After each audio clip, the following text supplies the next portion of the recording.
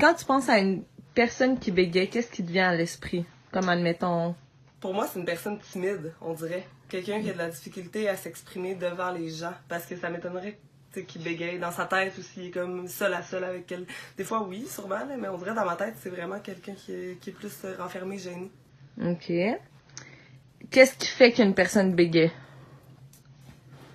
Ben c'est ça, moi, selon moi, c'est comme la gêne, c'est le fait d'avoir de la difficulté à s'exprimer en public, ou ça peut peut-être être quelqu'un qui veut trop parler vite, là, tu sais, des fois quand le cerveau va plus vite que la parole, là, donc ses idées dans son cerveau se bousculent, puis là il essaie de les dire, puis il va trop vite, puis il s'enferme. Qu'est-ce qui peut déclencher le bégaiement? Je dirais peut-être des situations de stress, ou bien le fait de se sentir observé, ou alors d'avoir envie très fortement de dire quelque chose, mais je suis pas sûre. Ouais, ça c'est mes perceptions. La source doit être psychologique.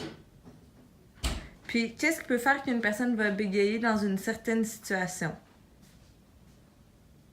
Ben, des facteurs aggravants comme l'anxiété, comme une situation qui n'est pas familière.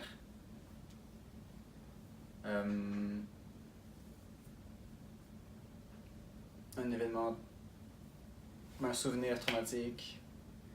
Dans le fond, c'est quelque chose au niveau psychologique qui est peut-être déréglé, ou bien c'est dans le fond un tic nerveux peut-être chez la personne. Le bégaiement, selon moi, c'est quand on est stressé, on a de la difficulté à dire certains mots, on va répéter des syllabes d'un mot plusieurs fois parce qu'on est stressé. Je suppose que le bégaiement est un problème de langage et que les personnalités peuvent être complètement différentes. Et là, c'est vraiment juste parce qu'ils ont peut-être une difficulté justement avec le langage, mais avec laquelle ils doivent travailler à tous les jours. Là. C'est une personne normale comme une autre, c'est juste que des fois, elle a plus de difficulté à dire ces mots de A à Z. Mais je me dis que c'est vrai que c'est un trouble du langage, puis ça vient peut-être d'un trouble du langage. Puis sinon, peut-être qu'il doit avoir une part génétique, s'il y a des gens dans ta famille qui bégayent, je sais pas. OK. Si j'utilise mon chapeau qui pense, je dirais que le bégaiement produit une déconnexion entre le souhait de produire un son, donc la production du langage dans le cerveau, et puis l'articulation du son dans la bouche. C'est quoi ces traits de personnalité? Je pense qu'il n'y a aucun rapport entre le bégaiement et les traits de personnalité. Selon moi, ça n'a absolument aucun rapport. Je ne vois pas de relation entre la personnalité et le bégaiement. C'est possible, mais je ne connaîtrais pas le lien. Cool. Ça, je pense que ça vient du côté le cerveau gauche. OK. Ouais. C'est un trouble de la parole, je pense, qui fait en sorte que les personnes ont de la difficulté des fois à compléter leurs mots, donc ils ont de la difficulté à prononcer certaines syllabes, certaines lettres, peut-être prononcer complètement certains sons. Puis des fois, c'est involontaire, d'une certaine façon, pour justement dire les mots appropriément ou compléter leur phrase. Influencer, des fois, c'est beaucoup déjà s'ils ont d'autres troubles au niveau de la parole qui vont être liés, puis l'aspect affectif ou l'aspect psychologique, un peu la nervosité qui va influencer à, disons, intensifier. Moi, je pense que c'est au niveau du cerveau, peut-être au niveau aussi de la bouche, muscles de la bouche.